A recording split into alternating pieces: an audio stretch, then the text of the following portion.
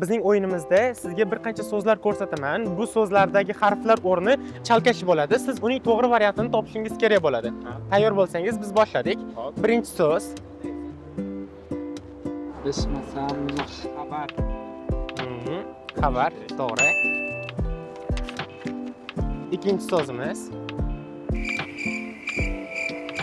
Tana a'zolarimizdan desak ham bo'ladi buni. Barmoq. Barmoq, to'g'ri. Uchinchi so'zimiz. Madaniyat. Madaniyat, to'g'ri. San'at va madaniyat instituti ham bor. Va navbatdagi so'zimiz. O'ylab ko'ring. Uy jihozlarimizda bor. Hammani uyida bor deyarli. Televizor. Albatta, televizor. So'zlarimiz o'z nihoyasiga yetdi.